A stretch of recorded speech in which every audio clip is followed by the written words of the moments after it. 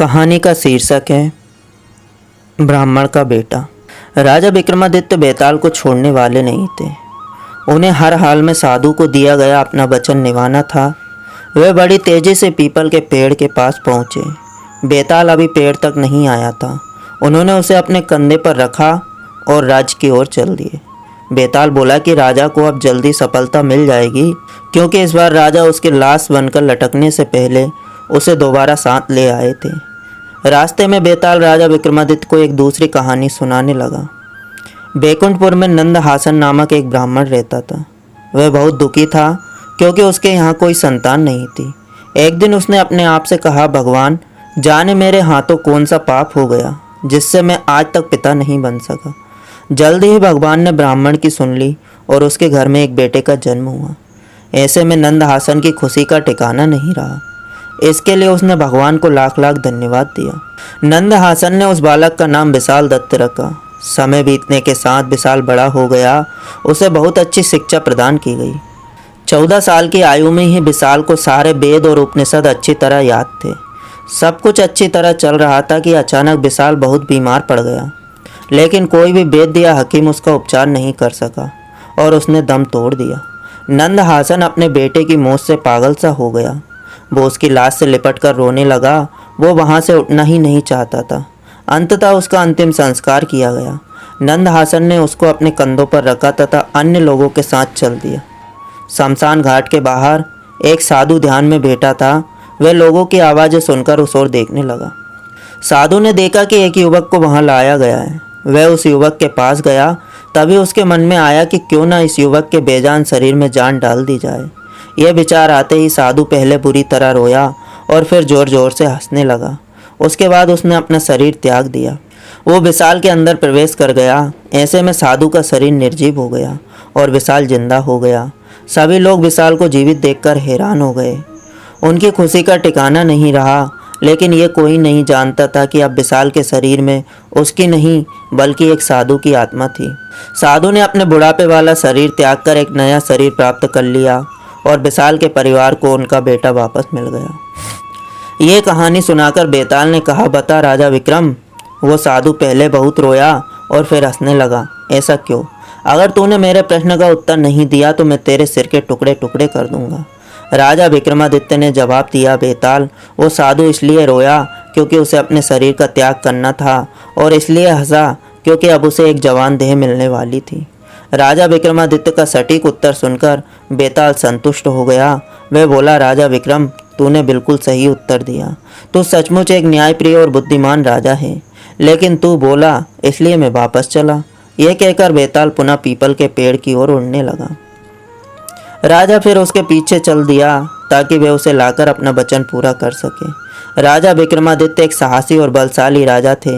वह अपने वचन के पक्के थे, इसलिए वह बार बार बेताल के उड़ जाने पर भी हार नहीं मानते थे और उसे पकड़ने के लिए तुरंत उसके पीछे दौड़ पड़ते थे। अगली कहानी का शीर्षक है 4 पुत्र। राजा विक्रमादित्य हमेशा की तरह बेताल को कंधे पर लादे चले जा रहे थे। बेताल ने राजा से पूछा, क्या उसे जंगल में डर नहीं लगता? जब राजा ने एक भी शब्द नहीं कहा तो बेताल फिर से एक कहानी सुनाने लगा। बहुत समय पहले की बात है। उज्जैनी राज्य में वसुधर नामक एक विद्वान ब्राह्मण रहता था। उसके 4 बेटे थे, लेकिन उनमें से एक भी बेटा पिता की तरह नहीं था। वे चारों मूर्ख थे। वे खेलने कूदने में ही सारा समय लगा देते थे। उन्हें पढ़ना लिखना पसंद नहीं था। बेचारे वसुधर को उनके बारे में हमेशा चिंता सताती रहती थी। अभी तो वह जीवित था, इसलिए उसके बेटों को खाने पीने की कोई चिंता नहीं थी। वह उनके जीवन की हर परेशानी हल कर देता था। चारों बेटों को अपनी मौज मस्ती से ही समय नहीं मिलता था। वह देखकर वसुधर सोचता रहता था कि उसके ना रहने पर बेटों का क्या होगा। एक दिन वसुधर ने चारों बेटों को बुलाकर कहा, मैं तुम सबके लिए बहुत परेशान रहता हूँ। कल जब मैं नहीं रहूँगा तो तुम सबका क्या होगा? तुम्हारी देखरेख करने वाला कोई नहीं होगा। फिर उसने अपने बेटों को समझाया कि उन्हें सही समय पर शिक्षा प्राप्त कर लेनी चाहिए, वरना बाद में पछतावे के सिवा कुछ भी हाथ नहीं आएगा। चारों बेटों ने अपने पिता की बात सुनी। उन्होंने सोचा कि वे गलत नहीं कह रहे हैं। उन्होंने तय किया कि वे सब ज्ञान पाने के लिए कुछ न कुछ अवश्य करेंगे। वसुधर ने कहा, मेरा एक मित्र जादू की कला जानता है, जाओ उससे जादू की कला सीखो। फिर वसुधन ने अपने मित्र के नाम एक पत्र लिख दिया। उसमें उसने लिखा था, दोस्त, मैं अपने चारों बेटों को तुम्हारे पास भेज रहा हूँ। इतने बड़े होने पर भी ये अक्लमंद नहीं हो सके। मैं चाहता हूँ कि तुम इन्हें जादू की कला सिखा दो, ताकि मेरे ना रहने पर इनकी आजीविका का कोई साधन बना रहे। आशा है तुम मुझ पर इतना उपकार अवश्य करोगे। फिर वसुधन ने उन्हें अपना आशीर्वाद दिया। चारों बेटे जादू सीखने के लिए घर से चल दिए। कई वर्षों बाद वे अपनी पढ़ाई पूरी करके वापस आने लगे। रास्ते में एक जंगल पड़ता था। जब वे जंगल से आ रहे थे तो उन्हें एक पेड़ के नीचे हड्डियों और चमड़ी का ढेर दिखाई दिया। वह सब एक मरे हुए शेर का लग रहा था। चारों भाइयों ने फैसला किया कि वे अपनी विद्या का परीक्षण करेंगे। फिर उनमें से एक भाई ने शेर का सारा ढांचा खड़ा कर दिया, दूसरे ने उन हड्डियों पर मांस चढ़ा दिया, तीसरे भाई ने सारे कंकाल पर मांस चढ़ा दिया। अब शेर ऐसा दिख रहा था मानो गहरी नींद में सो रहा हो। चौथे भाई ने कुछ मंत्र पढ़े और मरे हुए शेर में जान डाल दी। जो ही शेर के शरीर में जान वापस आई तो ही उसे भूख लग गई। वह चारों भाइयों को मारकर खा गया। यह कहानी सुनाकर बेताल ने कहा, बता राजा विक्रम, उन चारों भाइयों में सबसे बड़ा मूर्ख किसे माना जाएगा? अगर तूने नहीं बताया तो मैं चला। राजा ने जवाब दिया, बेताल, उन चारों में से चौथा भाई सबसे बड़ा मूर्ख था, जिसने बिना सोचे समझे उस शेर में जान डाल दी। उसे सोचना चाहिए था कि शेर जिंदा होते ही उन्हें मारकर खा जाएगा।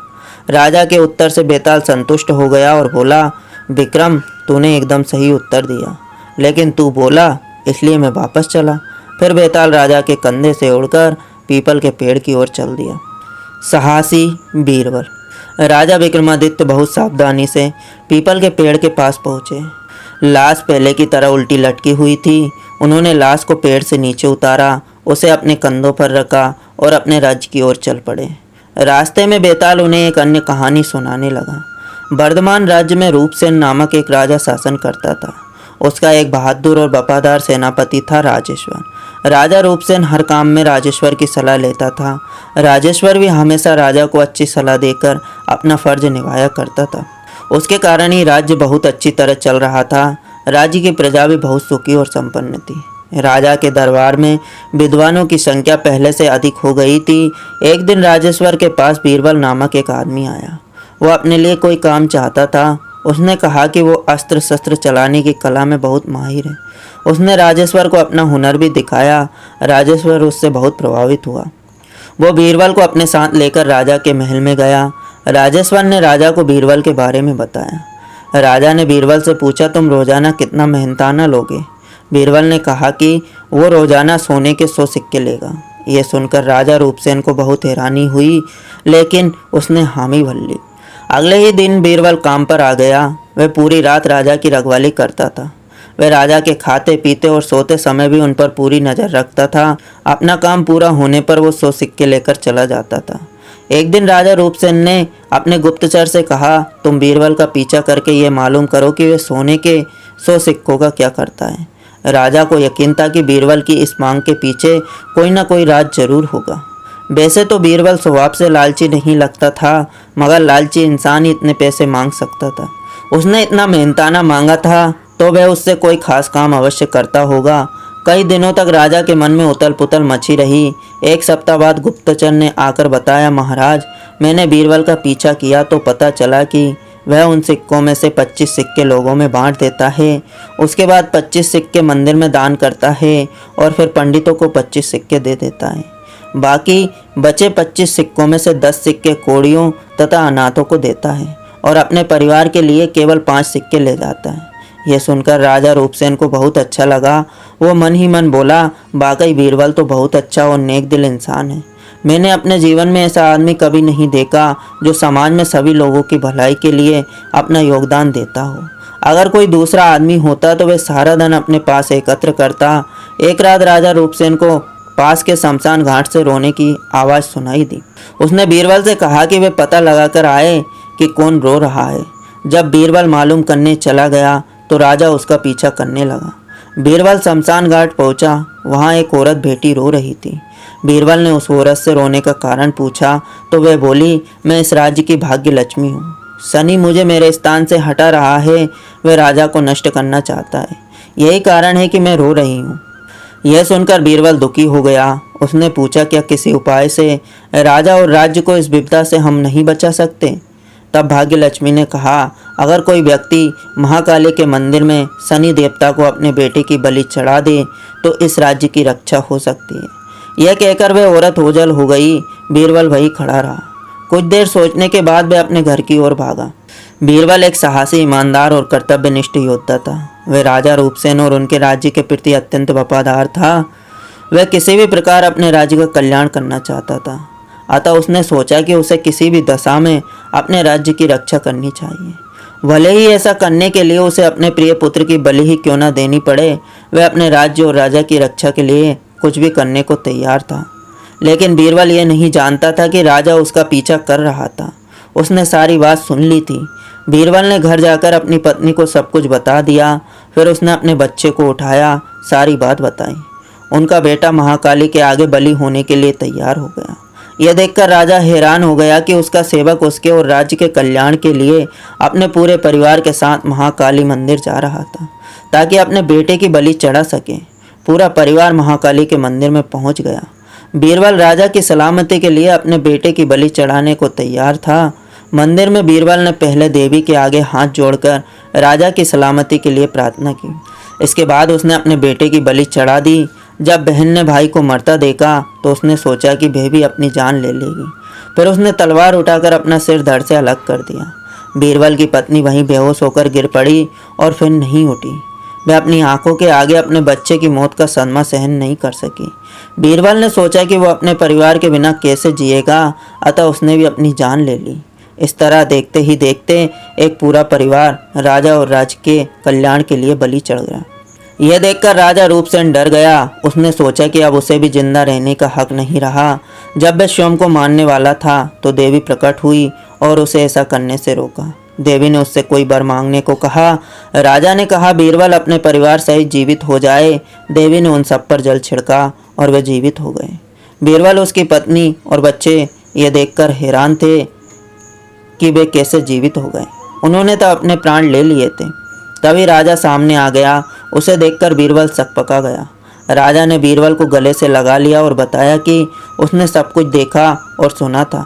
वह जानता था कि बीरबल के पूरे परिवार ने अपनी जान क्यों दी। बीरबल की आंखों में आंसू आ गए। सबने देवी को प्रणाम किया और उनके प्राण लौटाने के लिए आभार प्रकट किया। राजा बहुत खुश था। वे सब मंदिर से लौट पड़े। राजा ने अपना आधा राज्य बीरबल के नाम कर दिया। यह कहानी सुनाने के बाद बेताल ने कहा, विक्रम, इस कहानी में किसका बलिदान महान था? यदि तुमने उत्तर नहीं दिया तो तुम्हारे सिर के टुकड़े टुकड़े हो जाएंगे। राजा विक्रमादित्य कुछ क्षण चुप रहे, फिर बोले, राजा रूपसेन का बलिदान महान था क्योंकि वह निशार था। बीरबल के परिवार ने अपने फर्ज और एक दूसरे के प्रति प्रेम के लिए बलिदान दिया, लेकिन राजा को अपने नौकर और उसके परिवार के लिए अपना बलिदान देने की कोई ज़रूरत नहीं थी। इस तरह उसका बलिदान ज़्यादा महान था। यह उत्तर सुनकर बेताल ने आंखें मटकाई। वो मन ही मन राजा की बुद्धिमत्ता और न्याय को सराहने लगा। राजा विक्रमादित्य के पास हर प्रश्न का उत्तर मौजूद था। बेताल बोला, बिल्कुल सही उत्तर दिया विक्रम, लेकिन मेरी चेतावनी के बावजूद तू बोला, इसलिए मुझे वापस पेड़ पर जाना होगा। यह कहकर बेताल राजा के कंधे से उड़कर पीपल के पेड़ की ओर चल दिया। राजा भी अपनी तलवार लेकर उसके पीछे दौड़ पड़े। वे हार मानने वाले व्यक्तियों में से नहीं थे। उन्होंने प्रण किया है कि वे बेताल को पकड़कर ही रहेंगे।